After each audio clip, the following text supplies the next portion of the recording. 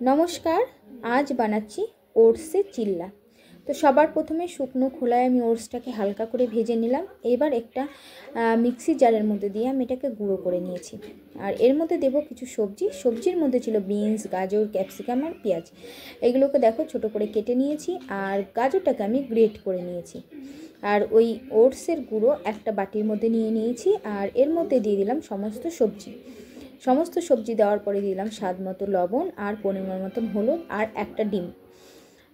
এটি healthy and tasty.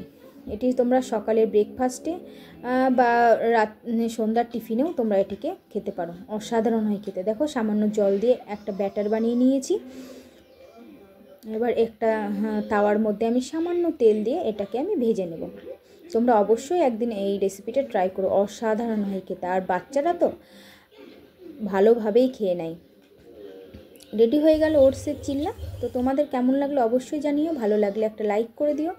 R page থেকে দেখলে ফলো করে নিও। আর ইউটিউব থেকে দেখলে সাবস্ক্রাইব করে পাশে থেকো। তো বন্ধুরা, আজকে এখানেই শেষ করছি। দেখা হচ্ছে নতুন রেসিপির সঙ্গে। ততক্ষণ সবাই ভালো থাকবে, সুস্থ থাকবে। Thank you.